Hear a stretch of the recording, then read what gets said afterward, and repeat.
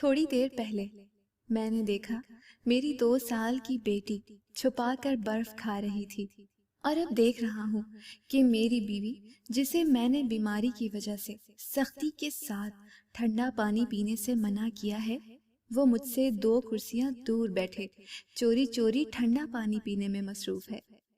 میں ان دونوں سے ہی انجان بنا بیٹھا سوچ رہا ہوں کہ کس قدر مماثلت ہے ان دونوں کی معصومیت بھری چوری میں۔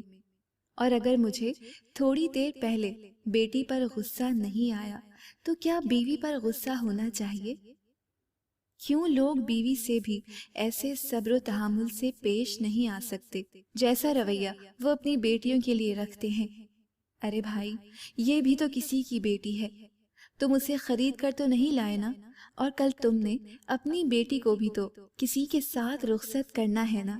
مجھے تو جب بھی بیوی سے کوئی جھگڑا یا معاملہ درپیش ہوتا ہے، میں سوچتا ہوں اس کی جگہ میری بیٹی ہو اور میری جگہ اس کا شوہر ہو تو اس موقع پر میں کیا چاہوں گا کہ اس کے شوہر کا رویہ کیسا ہونا چاہیے، بس پھر میں بھی ویسے ہی پیش آتا ہوں۔ ایک بار یوں ہی کوئی بات چلی، میں نے بیوی سے پوچھا، کیا میں ایک اچھا شوہر ہوں؟ اس اللہ کی بندی نے ایسا جواب دیا کہ اس سے بہتر تعریف کسی کے لیے بھی ممکن ہی نہیں۔ اس نے کہا، میں چاہوں گی کہ میری بیٹی کو بھی آپ جیسا آدمی ملے۔ یہ قول میری اب تک کی 3 سالہ شادی شدہ زندگی کا حاصل ہے، ایک ایسا انعام جسے قیامت میں بھی ساتھ رکھنا چاہوں گا۔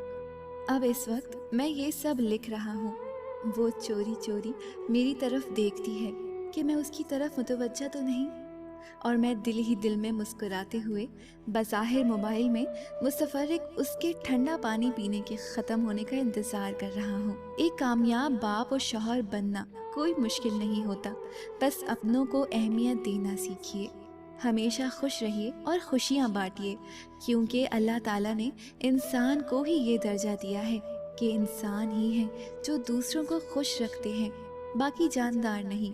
اگر کوئی انسان بھی یہ نہیں کر سکتا تو وہ جاندار تو ہوگا لیکن انسان نہیں۔